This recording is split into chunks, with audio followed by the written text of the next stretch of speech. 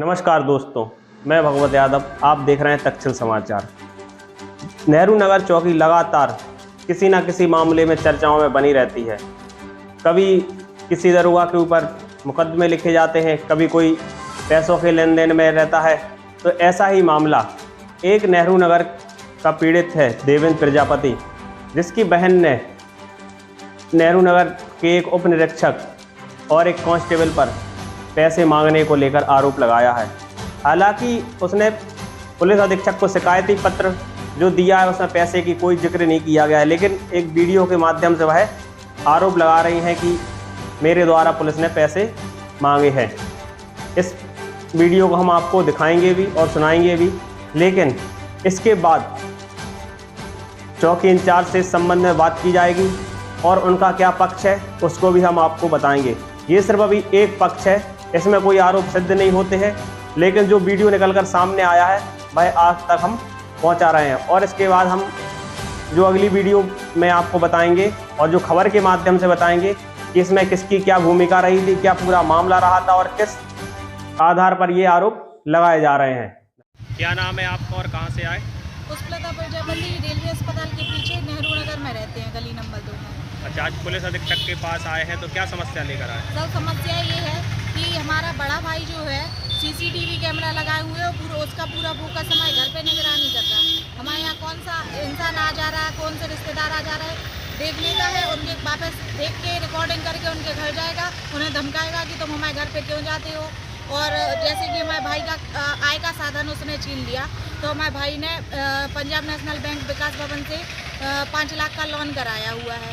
तो उसने जैसे ही बैंक के मैनेजर जांच के लिए हमारे घर आए, तो उसने वो कैमरा की रिकॉर्डिंग निकाल के और मैनेजर के पास पहुंच गए कि हमारे भाई को लोन मत देना, वो अपराधी है, वो आपका लोन पे नहीं करेगा। हमारी बहन वकील है, सर वकील है, इस तरीके की हरकतें कर रही है। हम भी हाई कोर्ट रात को 12 बजे की ट्रेन पकड़ के या कभी भी जाएँ तो रात को जैसे घर से निकलते हैं वो रिकॉर्डिंग कैप्चर करके और वो लोगों को दिखाता है कि हमारी बहन इस तरीके की रात को आधी रात को पता नहीं क्या करने बाहर जाती है। इस तरीके से हमें भी बदनाम करें। इसी संबंध में हमने 3-4 महीने से कंटिन्यू प्रार्थना पत्र दे रहे हैं। चौकी इंचार्ज को दिया, सदर कोतवाली को भी दिया और संबंधित थाने कोतवाली को भी दिया, लेकिन हमारी कहीं सुनवाई नहीं हुई।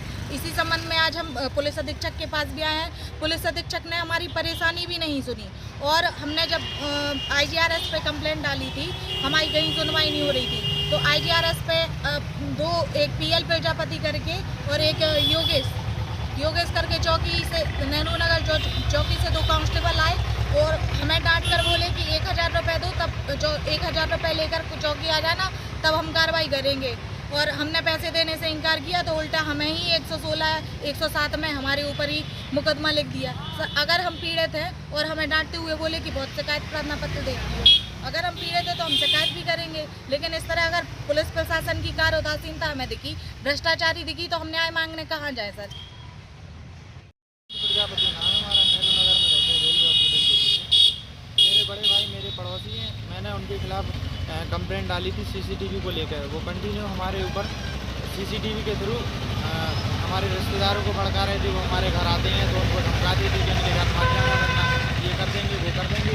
तो हमने इसकी कंप्लेंट चौकी में दी, चौकी से कोई सुनवाई नहीं हुई। तो उसके बाद हमने CO साहब को दी एप्लीकेशन, उसमें भी उन्होंने कुछ नहीं किया गया।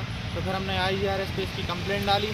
तो कंप्लेंट डालने के बाद जो वहाँ से अपने रक्षक आए चौकी से, तो उन्होंने उल्टे और हम ही पर कार्रवाई करते हुए उसमें लिख दिया कि हमारे पिताजी रेलवे में हैं और रिटायर हो चुके हैं, जबकि हमारे पिताजी ना तो रेलवे में हैं ना ही रिटायर हुए हैं। और उल्टा हम ही पर कार्रवाई करते हुए हम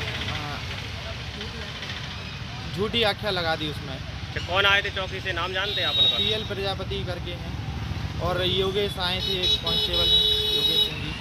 तो कितने दिन पहले ये आख्या लगाई गई है? अभी कल ही लगाई हुई है, 26 तारीख। फिर आज पुलिस अधीक्षक के पास आप आए हैं, क्या आश्वासन दिया उन्होंने? पुलिस अधीक्षक के पास आए हैं तो उन्होंने हमारी पूरी बात ही नहीं सुनी गई कि हम किस मैटर को लेके आए हैं, क्या बात है। उन्होंने कह दिया कि हाँ इसकी जांच करेंगे। सर क्या जांच करेंगे? अभी तक चौकी से ना तो कोई जांच हुई, CO साहब ने ना कोई जांच की। अब SP साहब के पास वही फिर लगा देंगे रिपोर्ट। हम लोगों के खिलाफ अगर कंटिन्यू इस तरीके से होगा तो हम लोग तो अपराधी